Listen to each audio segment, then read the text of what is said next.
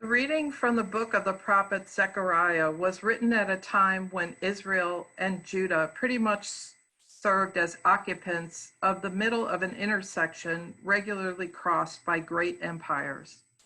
They dreamed of a day when peace would prevail and their God's law would rule the world. In the midst of despair and powerlessness for his people, Zechariah envisioned a brighter day. Here is part of his vision from the 9th chapter of Zechariah's prophecy. The version from which I am reading is the Inclusive Bible by Priests for Equality. Rejoice in heart and soul, offspring of Zion. Shout with gladness, offspring of Jerusalem.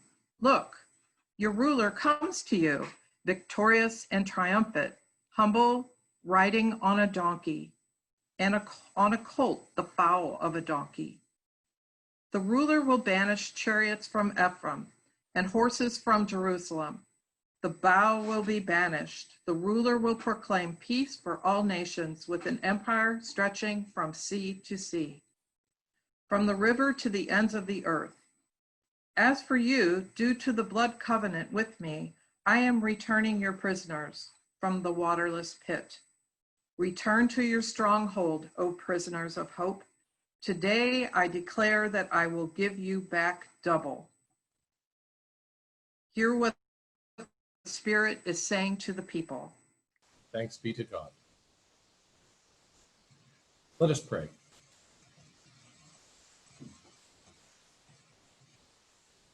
O God, our guide and stay, our joy and our delight,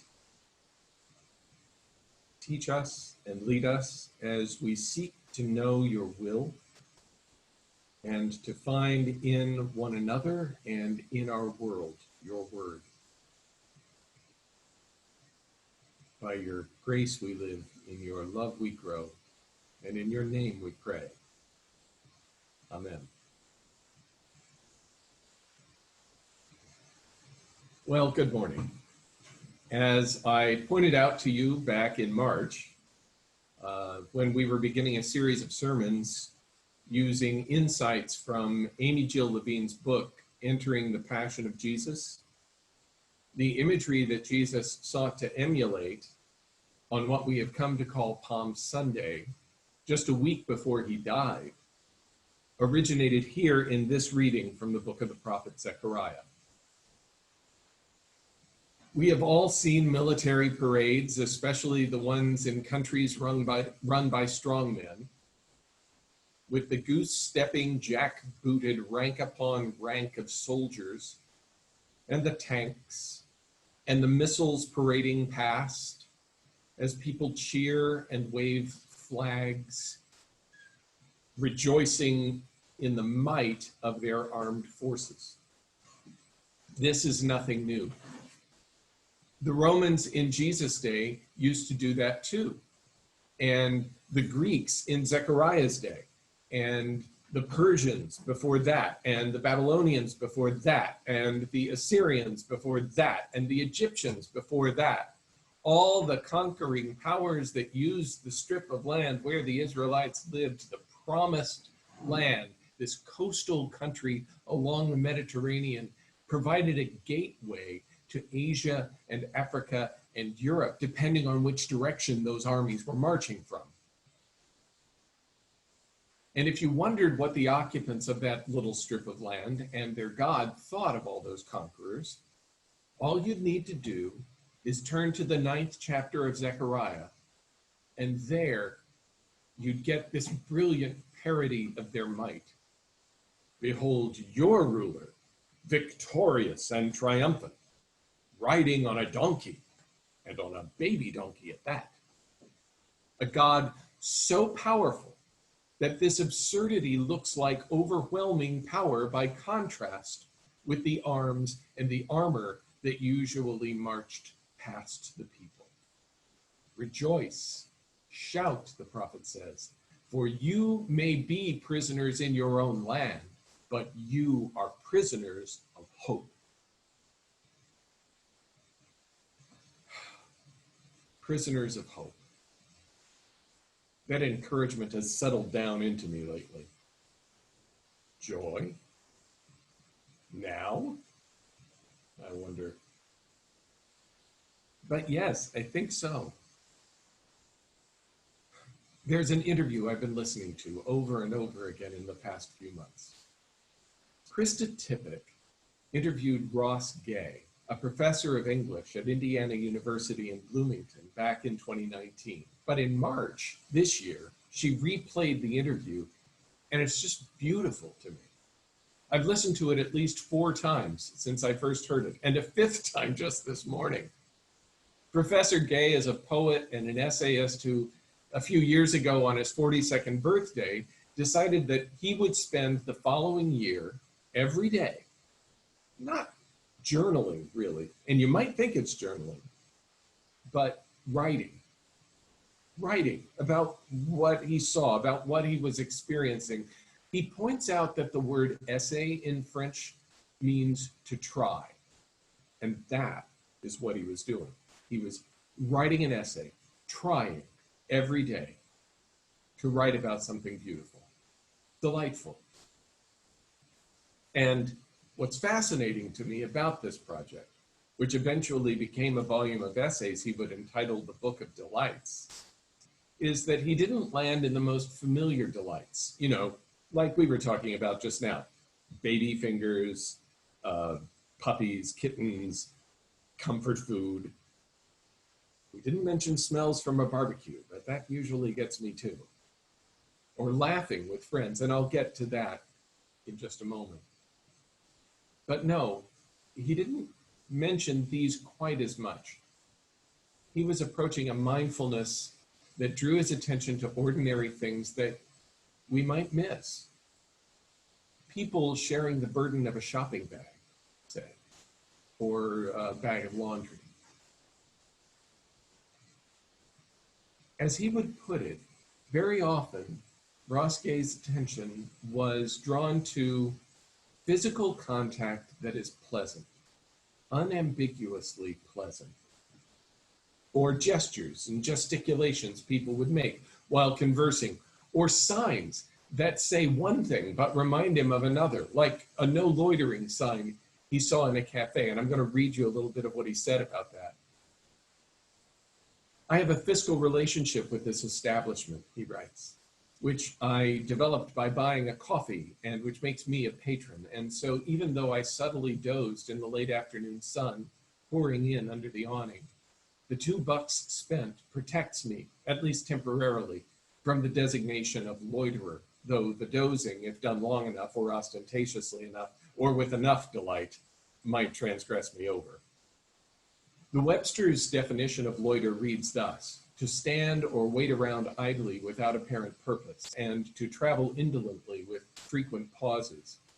Among the synonyms for this behavior are linger, loaf, laze, lounge, lollygaggle, dawdle, amble, saunter, meander, putter, dilly-dally, and mosey.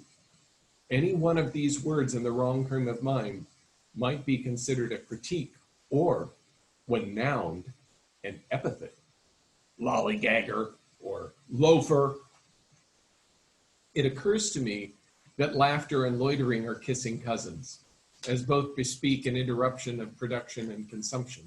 And it's probably for this reason that I have been among groups of non-white people laughing hard who have been shushed. In a Qdoba in Bloomington, in a bar in Fishtown, in the Harvard Club at Harvard. The shushing perhaps reminds how threatening to the order are our bodies in non-productive, non-consumptive delight. The moment of laughter not only makes consumption impossible, you might choke, but if the laugh is hard enough, if the laugh is just right, food or drink might fly from your mouth. If not, and this hurts, your nose. And if your body is supposed to be one of the consumables, if it has been, if it is, one of the consumables around which so many ideas of production and consumption have been structured in this country, well, there you go. And right there, right there is something that I have come to love irreversibly, I think, about Ross Gay, or at least about his perspective. It's the question of what to do in a world, in a time, in a universe in which there is so much abject and unrepentant cruelty, or maybe just ignored and unrepaired relationship. There is a point, I think, at which our mentalities just can't take any more despair.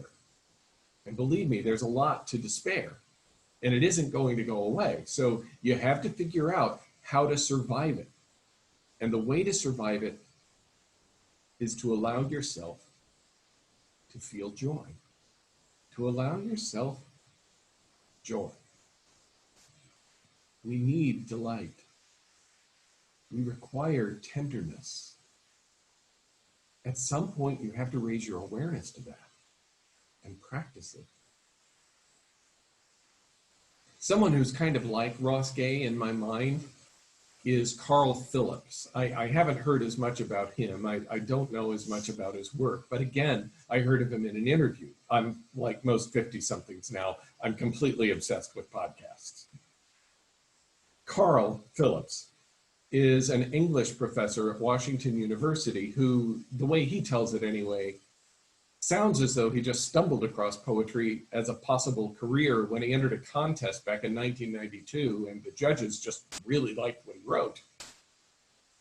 Well, he now has 15 collections of poems, and his latest collection, Pale Colors and a Tall Field, was inspired by, and many of you will understand this, a walk in the Shaw Nature Reserve at Missouri Botanical Garden.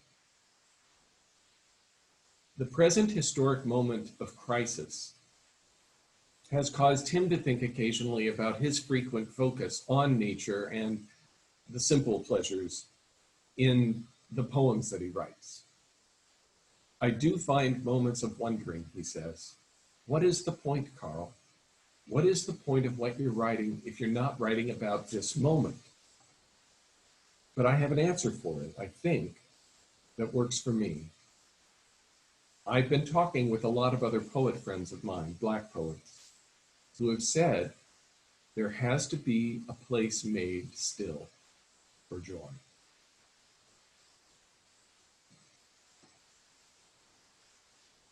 In the work of the prophet Zechariah, there are two movements. One is a look back, both temporally and physically. When you're reading that Bible, this portion of Zechariah was written in the 7th century before Jesus, and the first half of Zechariah resounds with sentiments of the prophet Haggai in the book just before. Then Zechariah addresses the work before the Jewish people of rebuilding their homeland and capital city, Jerusalem. The second half of the book from which we read today recognizes the challenge of everything just considered, recognizes the challenge of all that work that he and Haggai have agreed needs to be done. But then with the prophet Malachi, whose work follows Zechariah's in order, he sees the hard work that is getting done and the challenges that lie ahead. And Zechariah rejoices in the presence and direction of God. The second half of the prophecy wonders, how shall we find joy and encouragement? And answers resoundingly, how dare we not, when the very creator of the universe is the source of our every delight? There is an endless abundance of mercy and tenderness available to us. Not only may we discover and uncover the blessed reality existing all around and in and through us, but we can approach our everyday with the knowledge and encouragement that even if we're missing it, it's there. Even if we're missing God, God is there, full of mercy and boundless, steadfast love, as we said at the beginning of this service. We know that this is true. It undergirds us. It lifts us up despite the heartache and the turmoil and the foolishness and the pain, ready to overcome despair if we will but allow ourselves some joy. Rejoice, you offspring of Zion. Shout, you offspring of Jerusalem. Your ruler is coming to you, looking for all the rest of the world like an idiot, but looking to you like victory. Right? Do you understand what I'm saying? Our ability to laugh at that king on a donkey really allows us to laugh at every other ruler in the world. Every other foolish strong man with the jack-booted and goose-stepping military and the tanks and the missiles. Instead, we find encouragement in a military parade that looks, well,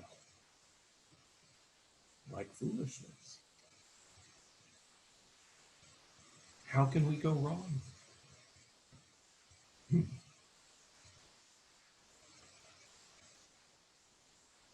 Find some joy, some delight, and say with me, thanks be to God.